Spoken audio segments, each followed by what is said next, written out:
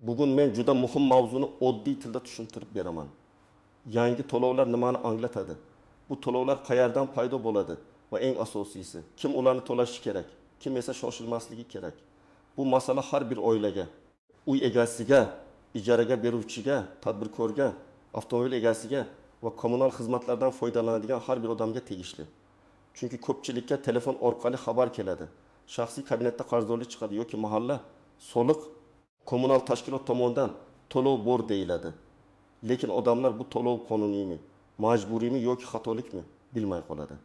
Shu videoni oxirigacha ko'ring, chunki men sizga qaysi holatda to'lash kerakligini, qaysi holatda avval tekshirish zarurligini, qanday hujjat so'rash kerakligini va noto'g'ri hisoblangan to'lovdan qanday himoyalanish mumkinligini tushuntiraman.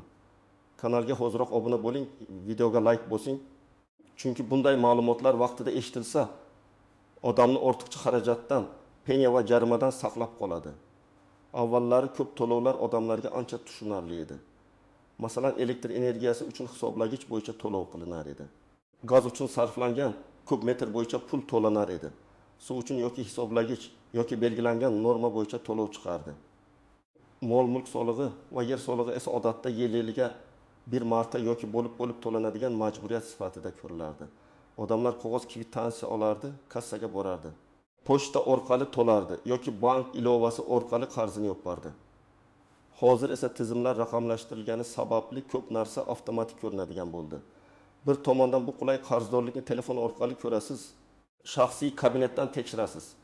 To'lovni uydan chiqmasdan amalga oshirasiz. Lekin ikkinchi tomondan muammo ham ko'paydi. Chunki tizimga eski ma'lumot tushib qolishi mumkin. Kadastrdagi maydon noto'g'ri bo'lishi mumkin. Hisoblagich ko'rsatkichi vaqtida kiritilmagan bo'lishi mumkin. Uy egasi almashgan, lekin baza yangilanmagan bo'lishi mumkin. Natijada odam yangi to'lov deb o'ylayotgan narsa aslida eski qarz qayta hisob-kitob. Noto'g'ri biriktirilgan obyekt yoki qonuniy majburiy to'lov bo'lishi mumkin. Men buni alohida ta'kidlayman. Har qanday yangi ko'ringan to'lov darhol noqonuniy degani emas. Lekin har qanday to'lovni ko'r-ko'rona to'lash ham to'g'ri emas.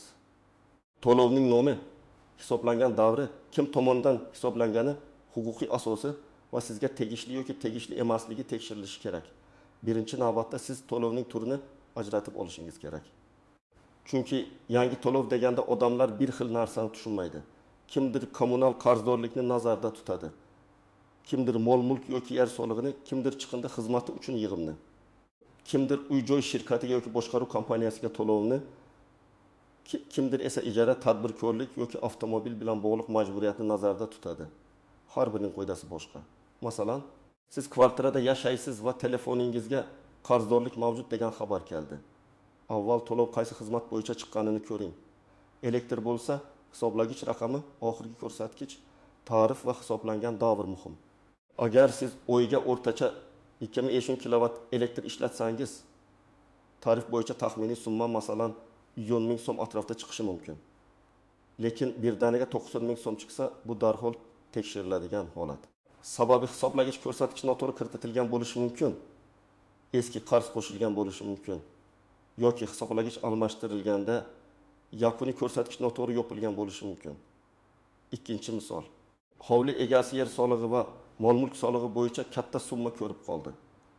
U o'ylaydi, men oldin bunday to'lamaganman, bu yangi to'lovmi? Bu yerda avval kadastr ma'lumotlari tekshiriladi.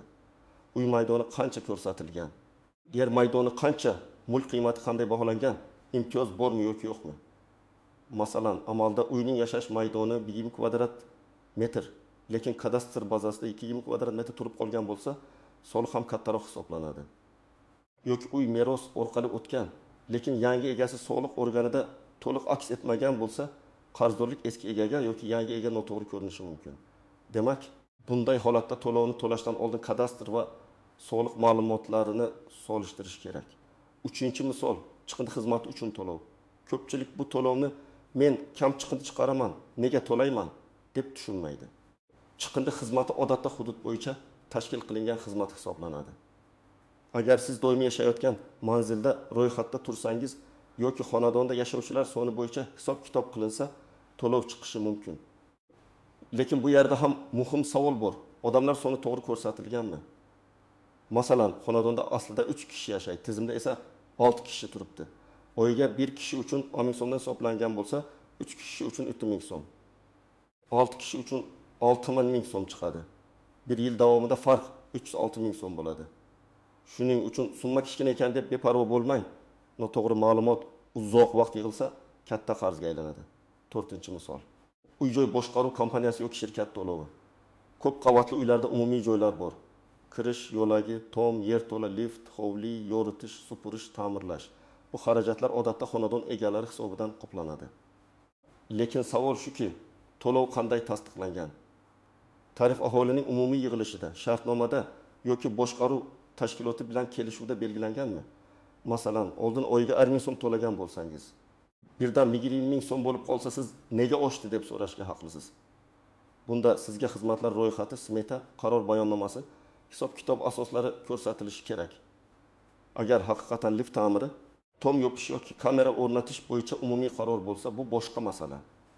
Agar shunchaki og'zaki aytilgan bo'lsa, tekshiruv zarur. 5-misol ijaraga berilgan uy. Ko'pchilik uyini ijaraga beradi, lekin rasmiy shartnoma qilmaydi. Keyin soliq yoki boshqa majburiyatlar bo'yicha savollar tug'iladi. Agar ijara daromadi rasmiy ko'rsatilsa, undan belgilangan tartibda soliq to'lanishi mumkin. Agar siz uy egasi bo'lsangiz, ijarachidan olingan pul oddiy shaxsiy kelishuv emas, daromad sifatida ko'rilishi ehtimoli bor. Masalan, uy oyiga 2 million so'mga ijaraga berilgan bo'lsa, yiliga 24 million so'm daromad bo'ladi. Bu daromad rasmiylashtirilmagan bo'lsa, keyin bir vaqtning o'zida soliq, penya yoki tushuntirish talab qilinishi mumkin. Shuning uchun ijara masalasida hech kim bilmaydi degan yondashuv xavfli. Kimlar ko'proq e'tiborli bo'lishi kerak? Birinchi navbatda uy yoki yer egasi bo'lganlar. Ikkinchidan bir nechta mulki borlar. Uchinchidan ijaraga uy, do'kon yoki ombor beradiganlar. To'rtinchidan yaqinda uy sotib olgan yoki sotganlar. Beshinchidan meros, hadya yoki bo'linish orqali mulk olganlar. Oltinchidan tadbirkorlik faoliyati bilan shug'ullanayotganlar. Chunki aynan shu holatlarda bozordagi ma'lumotlar, shartnomalar, ro'yxatga olish va hisob-kitoblar ko'p o'zgaradi. Kimlar kamroq xavotir olishi mumkin? Agar sizda hech qanday mulk bo'lmasa, kommunal hisoblar o'z vaqtida to'lanayotgan bo'lsa, shaxsiy kabinetlarda qarzdorlik chiqmasa, ijara yoki tadbirkorlik daromadingiz bo'lmasa, sizga kelgan umumiy gaplardan qo'rqib ketish shart emas, lekin baribir yilga kamida bir marta soliq, kommunal va kadastr ma'lumotlarini tekshirib turish kerak. Chunki xatolik siz sababli emas, tizimdagi ma'lumot sababli ham paydo bo'lishi mumkin. Endi eng muhim nuanslarga o'tamiz. Birinchi nuans, to'lov chiqqani uning to'g'ri hisoblangani degani emas. Masalan, sizga 1 million 200 ming so'm qarz chiqdi. Siz qo'rqib darhol to'ladingiz. Keyin bilsangiz, bu summa qo'shni xonadonga tegishli bo'lgan yoki hisoblagich raqami adashgan. Albatta, ortiqcha to'langan pulni qaytarish yoki keyingi to'lovlarga o'tkazish mumkin bo'lishi ehtimoli bor. Lekin bu vaqt ariza, tekshiruv, navbat va asob talab qiladi. Shuning uchun katta summa ko'rsangiz, avval asosini aniqlang. Ikkinchi nuans, eski qarz yangi qarz sifatida ko'rinishi mumkin. Masalan, siz uy sotib oldingiz. Sotuvchi hamma qarz yopilgan dedi. Siz ham ishondingiz. Oradan 3 oy o'tib kommunal xizmatdan 700 ming so'm eski qarz chiqdi. Bu holatda savol tug'iladi. Qarz qaysi davrga tegishli? Agar qarz siz uy egasi bo'lishingizdan oldingi davrga tegishli bo'lsa, oldi-sotdi jarayonida qarzdorlik bo'yicha ma'lumotnoma olinganmi? Shartnomada qarzlar masalasi qanday yozilgan? Bular muhim bo'ladi. Shuning uchun uy sotib olayotganda faqat kadastr hujjatini emas, elektr, gaz, suv, issiqlik, chiqindi, shirkat yoki boshqaruv kompaniyasi qarzdorligini ham tekshirish kerak. Uchinchi nuans, imtiyozlar avtomatik ishlamasligi mumkin. Ayrim fuqarolarda soliq yoki kommunal to'lovlar bo'yicha imtiyoz, chegirma yoki alohida tartib bo'lishi mumkin. Lekin men imtiyozliman degan fikrning o'zi yetarli emas. Hujjat bazaga kiritilganmi, amal qilish muddati tugamaganmi? Aynan qaysi to'lovga qo'llanadimi? Shuni tekshirish zarur. Masalan, pensionerning bitta uy bo'yicha imtiyozi bor bo'lishi mumkin, lekin uning nomida ikkita obyekt bo'lsa, imtiyoz hammasiga bir xil tatbiq etilmasligi mumkin. Yoki nogironligi bo'lgan shaxsga ma'lum turdagi yengillik berilishi mumkin. Lekin hujjat yangilanmagan bo'lsa, tizim oddiy tartibda hisoblab yuboradi. 4-nuans. Ro'yxatda turish va real yashash har doim bir xil emas. Masalan, farzandingiz boshqa shaharda o'qiydi, lekin propiskasi sizning uyingizda. Chiqindi, ayrim kommunal yoki xizmat to'lovlari ro'yxatdagi odamlar soniga qarab hisoblanadigan bo'lsa, u hali ham sizning manzilingizda hisoblanishi mumkin. Yoki aksincha xonadonda ijarachilar yashayapti, lekin ro'yxatda ko'rinmayapti. Bunday vaziyatlar keyinchalik nizoga sabab bo'ladi. Men tavsiya qiladigan eng to'g'ri yo'l: uyda kim yashaydi, kim ro'yxatda turadi. Xizmat ko'rsatuvchi tashkilot qanday mezon bilan hisoblaydi? Bularni oldindan aniqlashtirish. 5-nuans: penya va jarima asosiy qarzdan tezroq muammoga aylanishi mumkin. Odamlar ko'pincha keyingi oy to'layman deydi. Lekin ayrim to'lovlarda muddat o'tsa, penya qo'shilishi, xizmat cheklanishi, qarzdorlik majburiy undirishga berilishi mumkin. Masalan, 300 ming so'm qarz vaqtida yopilmasa, bir necha oy ichida penya bilan kattalashadi. Keyin siz asosiy qarzdan tashqari qo'shimcha xarajat ham qilasiz. Shuning uchun qarzni tan olsangiz, imkon qadar kechiktirmang. Agar tan olmasangiz, jim turmang, yozma e'tiroz bering. 6-nuans: og'zaki talab yetarli asos emas. Kimdir kelib, yangi to'lov chiqdi, falon summa bering desa, siz darhol naqd pul berishga majbur emassiz. To'lov kimga, qaysi hisob raqamiga, qaysi xizmat uchun, qaysi davr uchun qanday hujjat asosida qilinayotganini so'rashingiz kerak. Ayniqsa ko'p qavatli uylarda ta'mir, kamera, domofon, yo'lak bo'yash, tom yopish kabi ishlar uchun pul yig'ilsa, qaror va xarajat smetasi bo'lishi kerak. Men bunday to'lovlarga qarshi emasman, agar ular shaffof, tasdiqlangan va haqiqiy ehtiyoj uchun bo'lsa. Lekin odamlar nimaga pul berayotganini bilishi shart. 7-nuans: tadbirkorlar uchun mayda to'lov degan narsa yo'q. Agar siz do'kon, ustaxona, kafe, salon yoki onlayn savdo yuritsangiz, yangi ko'rgan har bir to'lovni alohida tekshiring. Ijara shartnomasi, soliq rejimi, kassa, xodimlar, ijtimoiy to'lovlar, reklama joylashtirish, chiqindi shartnomasi, elektr quvvati limiti. Bularning har biri alohida majburiyat keltirib chiqarishi mumkin.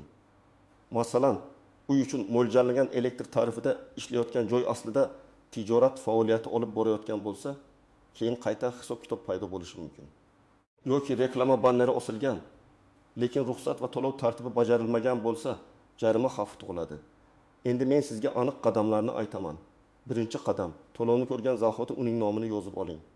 Masalan, elektr energiyasi qarzi, mol-mulk solig'i, yer solig'i, chiqindi xizmati, boshqaruv kompaniyasi to'lovi, ijara daromadi bo'yicha soliq yoki boshqa nom. Nomi aniq bo'lmasa, muammoni hal qilish qiyin. Ikkinchi qadam: hisoblangan davrni aniqlang. Bu oy uchunmi? O'tgan yil uchunmi?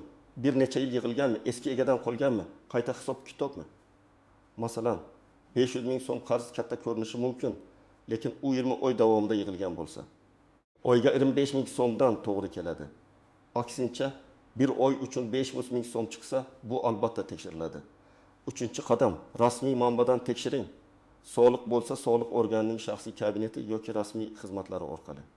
Kadastr bo'lsa, kadastr ma'lumotlari orqali, kommunal bo'lsa, xizmat ko'rsatuvchi tashkilotning abonent bo'limi yoki rasmiy ilovasi orqali tekshiring. Telegramdagi noma'lum xabar. Qo'shnining gapi yoki eshikma-eshik yurib aytilgan talabning o'zi yetarli emas. 4-qadam: hujjatlarni tayyorlang. Sizga pasport yoki ID karta, kadastr hujjati, oldi-sotdi shartnomasi, meros yoki hadya hujjati, hisoblagich raqami va surati, oxirgi to'lov cheklari, shartnoma nusxasi, imtiyozni tasdiqlovchi hujjatlar kerak bo'lishi mumkin. Agar masala ijaraga tegishli bo'lsa, ijara shartnomasi, to'lovlar sanasi va summasi, ijarachi bilan kelishuvlar ham muhim. 5-qadam: og'zaki emas, yozma murojaat qiling. Men har doim shuni maslahat beraman. Agar summa katta bo'lsa yoki siz norozi bo'lsangiz, tashkilotga yozma ariza bering. Arizada shunday mazmun bo'lishi mumkin. Mening izada shunday mazmun bo'lishi mumkin. Mening hisobimda ko'p-kitob asoslarini, davrini, tarifini va qarzdorlik shakllanish sababini yozma ravishda tushuntirib berishingizni so'rayman. Shunda sizda keyin murojaat qilish uchun dalil bo'ladi. Telefon orqali gaplashib, "Xo'p, ko'rib chiqamiz" degan javob ko'pincha yetarli natija bermaydi. 6-qadam: hisob-kitobni o'zingiz ham solishtiring. Masalan, elektr bo'yicha oxirgi ko'rsatkich 1200, hozirgi ko'rsatkich 1800 bo'lsa, farq 300 kilovat. Tarifni shu farqqa ko'paytirasiz va taxminiy summa chiqadi. Agar hisobda 900 kilovat ko'rsatilgan bo'lsa, demak savol bor. Suv, gaz, issiqlik, chiqindi bo'yicha ham shunday. Odamlar soni metr kvadrat tarif, davr va xizmat turi solishtiriladi. 7-qadam: to'lov bo'lib to'lash imkoniyatini so'rang. Agar qarz haqiqatan sizga tegishli bo'lsa, lekin birdaniga to'lash qiyin bo'lsa, ayrim tashkilotlarda qarzni bo'lib to'lash, jadval tuzish yoki kelishuv qilish imkoniyati bo'lishi mumkin. Eng yomoni qarzni bilib turib hech narsa qilmaslik. Chunki bu holatda xizmat cheklanishi, penya yoki majburiy undirish xavfi oshadi. 8-qadam ortiqcha to'lov bo'lsa, uni qaytarish yoki hisobga o'tkazishni talab qiling. Masalan, siz noto'g'ri hisoblangan 400 ming so'mni to'lab qo'ydingiz, keyin xatolik tasdiqlandi. Bunday holatda ariza yozib, ortiqcha to'langan summani keyingi davr to'lovlariga o'tkazish yoki qaytarish tartibini so'rashingiz mumkin. Bu jarayon bir kunda tugamasligi mumkin, lekin hujjat bo'lsa imkoniyat bor. 9-qadam. Uy oldi sotisida alohida ehtiyot bo'ling. Men uy olayotgan har bir odamga shuni aytaman. Faqat narx, joylashuv va remontga qaramang. Kadastr hujjatlari, mulk egasi, taqiq yoki garov bor yo'qligi, kommunal qarzlar, soliq qarzdorligi, shirkat yoki boshqaruv kompaniyasi bo'yicha majburiyatlar hammasini tekshiring. Shartnomada qarzlar kim tomonidan qoplanishi aniq yozilishi kerak. Aks holda yangi uy quvonchi o'rtidan eski qarz muammosi chiqishi mumkin. 10-qadam. Har oy kichik nazorat odatini yarating. Men buni juda oddiy usulda tavsiya qilaman. Oy oxirida elektr, gaz, suv hisoblagichlarni suratga oling. To'lov cheklarini telefoningizda alohida papkada saqlang. Soliq shaxsiy kabinetingizni kamida har chorakda tekshiring. Agar uyda yashovchilar soni o'zgarsa, tegishli tashkilotlarga ma'lumotni yangilang. Bu ishlar 15 daqiqa vaqt oladi, lekin kelajakda katta nizolarning oldini oladi. Demak, yangi to'lov deganda har doim ham yangi soliq yoki yangi majburiyat tushunilmaydi. Ba'zan bu eski qarz, ba'zan qayta hisob-kitob, ba'zan bazadagi xato, ba'zan esa haqiqatan qonuniy va majburiy to'lov bo'lishi mumkin. Asosiy qoida shuki, to'lovning nomi, davri asosi, summasi va sizga tegishliligi tekshirilmasdan katta pul to'lamang. Lekin qarz aniq va qonuniy bo'lsa, uni cho'zib yurish ham to'g'ri emas. Chunki penya, jarima va qo'shimcha muammolar paydo bo'lishi mumkin. Men ekspert sifatida sizga eng muhim tavsiyani beraman. Har bir to'lov bo'yicha rasmiy manbani tekshiring. Hujjat so'rang, hisob-kitobni solishtiring va kerak bo'lsa, yozma murojaat qiling. Shunda siz ortiqcha pul to'lamaysiz. Haqiqiy qarzingizni esa nazorat ostida yopasiz. Sizda ham yangi to'lov, kutilmagan qarz yoki tushunarsiz hisob-kitob chiqqanmi? Kommentariyada vaziyatingizni yozing. Qaysi to'lov bo'yicha savol ko'p bo'layotganini ko'rsam, keyingi videoda alohida tushuntirib beraman. Videoga like bosing, kanalga obuna bo'ling va yaqinlaringizga yuboring. Chunki bu ma'lumot har bir xonadonga kerak bo'lishi mumkin.